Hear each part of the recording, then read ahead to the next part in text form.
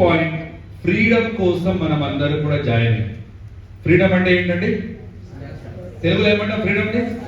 స్వేచ్ఛ, స్వాతంత్రం అని చెప్తాం. భారతదేశానికి స్వాతంత్రం ఎప్పుడు వచ్చింది? 1947 June 2, August 15. Very good. So August 15, 1947 లో మన ఇండియాకి, భారతదేశానికి స్వాతంత్రం వచ్చేసింది. బట్ మనకి ఇంకా ఎక్కడుంది అని వెతుక్కుంటూ వెళ్తూనే ఉన్నాం. ఆ వెతుకుతున్న ఫ్రీడమ్ ఏంటి అంటే టైం ఫ్రీడమ్, మనీ ఫ్రీడమ్.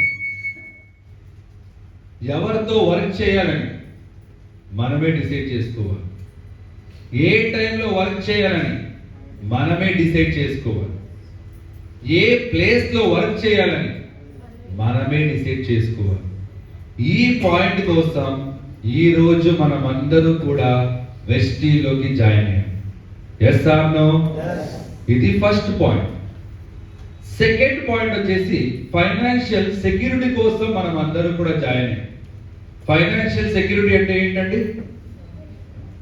అంటే నాకు తెలుగు తెలియదు అనేసి తెలుగులో చెప్తున్నారు ఏంటి?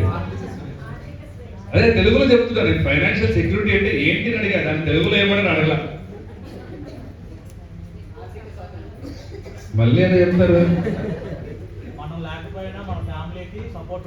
Very good. మనం ఉన్నా లేకపోయినా మన ఫ్యామిలీ హ్యాపీగా ఉండాలి, సెక్యూర్డ్ గా ఉండాలి. Very good. నెక్స్ట్,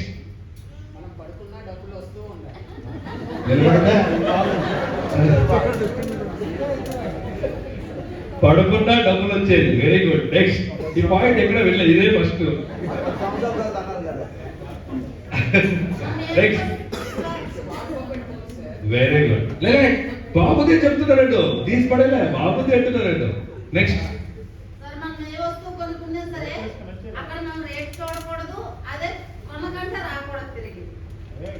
మీరు చెప్పే పాయింట్ నెక్స్ట్ వస్తుంది. అది ఫైనాన్షియల్ సెక్యూరిటీలో వచ్చేది. ఓన్లీ ఫైనాన్స్ గురించి మనం మాట్లాడబోతున్నాం ఇక్కడ. ఓకే. సో ఫైనాన్షియల్ సెక్యూరిటీ అంటే ఏంటి అంటే, ఈ రోజు మనం అందరం కూడా వెస్టీజ్ బిజినెస్ చేస్తున్నాం. వెస్టీజ్ బిజినెస్ కాకుండా చాలా మంది జాబ్ చేస్తున్నారు, అవునంటారా?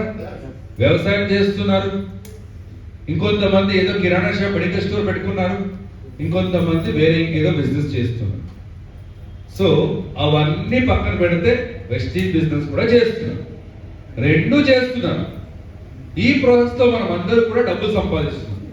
కొంతమంది నెలకు 5,000, ఇంకొంతమంది 10,000, ఇంకొంతమంది 20,000, ఇంకొంతమంది 50, ఇంకొంతమంది ₹1,00,000 కూడా సంపాదిస్తున్నారు.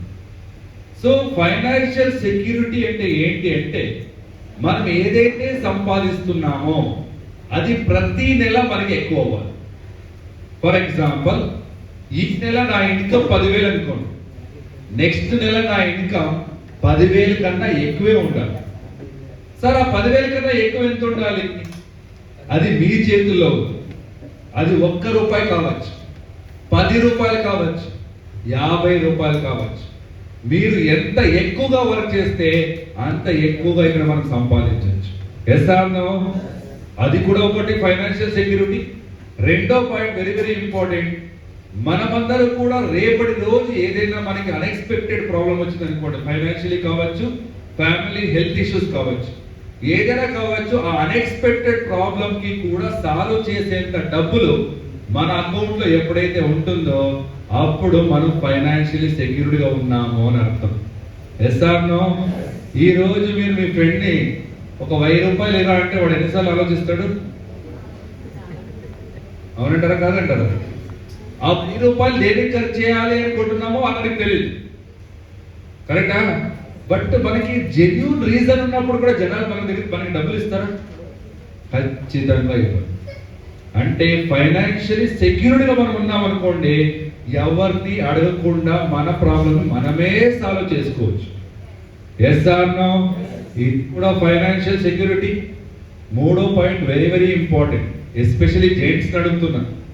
మీరు ఒక ట్రిప్ వెళ్తున్నారు అనుకోండి, 5 రోజులు మీ ఫ్యామిలీతో ట్రిప్ వెళ్తున్నారు, సారీ ఫ్యామిలీతో కాదు ఫ్రెండ్స్తో ట్రిప్ వెళ్తున్నారు. 5 రోజులు ట్రిప్ వెళ్తున్నారంటే ఇంట్లో ఖర్చుకి డబ్బులు ఎంత ఇస్తారండి? అదే ఎంత అంటే అక్కడ కుటుంబానికి ఎంత అవసరం ఉందో దాన్ని బట్టి ఒక 1000 2000 ఇస్తాం. Very good. ఒక 15 రోజులు మీరు ట్రిప్ వెళ్తున్నారంటే ఒక 5 నుంచి 10. Very good. ఒక నెల ట్రిప్ వెళ్తున్నారు అంటే 10 నుంచి 15,000. మనమే రాకపోతే ఆలోచించారు ఎప్పుడైనా? నా పాయింట్ ఏంటి అంటే ఈ రోజు మనం ఉన్నాం, మన ఫ్యామిలీ హ్యాపీగా ఉంది. ఈ రోజు మనం ఉన్నాం, మన ఫ్యామిలీ ఎలాంటి ఇబ్బందులు పడట్లేదు. బట్ నా పాయింట్ ఏంటి అంటే మనం ఉన్నా లేకపోయినా మన ఫ్యామిలీ హ్యాపీగా ఉండాలి అంటే మనకు 3 జనరేషన్ ఇన్కమ్ రావాలి.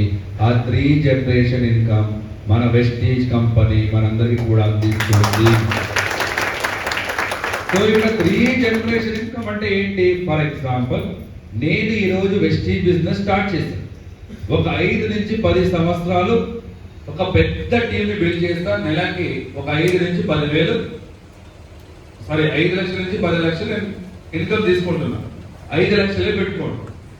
10 సంవత్సరాలు అయిన తర్వాత నేను నా ఐడిని నా పిల్లలకి ట్రాన్స్ఫర్ చేశాను. అప్పుడు నా పిల్లల ఇన్కమ్ 0 నుంచి స్టార్ట్ అవుతుందా, 5 లక్షల నుంచి స్టార్ట్ అవుతుందా? ఈ పాయింట్ గుర్తుపెట్టుకోండి. ఆ పిల్లలు కూడా వాళ్ళు బిజినెస్ ని హ్యాండిల్ చేస్తారు, వాళ్ళకి తెలిసిన వాళ్ళని కూడా జాయిన్ చేస్తారు, టీంని పెంచుతారు. ఆ 5 లక్షలు ఉన్నది కాస్త నెలకి 10 లక్షలు అయిందనుకోండి ఇన్కమ్. అప్పుడు వాళ్ళు వాళ్ళ పిల్లలకి ట్రాన్స్ఫర్ చేసినప్పుడు వాళ్ళ ఇన్కమ్ 10 లక్షల నుంచి స్టార్ట్ అవుతుందా, 0 నుంచి స్టార్ట్ అవుతుందా? That is the power of 3 generation. ఇంకా ఒక క్వశ్చన్, ఇంకా ఒకటి క్లారిటీ. మన ఇంట్లో గోడకి ఫోటోలు ఉంటుందా? ఉంటుందండి. ఎవరి ఫోటోలు ఉంటుందండి? దేవుడు కాకుండా ఎవరైతే చనిపోయినారో వాళ్ళ ఫోటోలు ఉంటుంది. అవునంటారా కాదండి? ఇప్పుడు నా క్వశ్చన్ ఏంటి అంటే ఎంతమంది ఆ ఫోటోల్ని రోజు చూస్తున్నారు?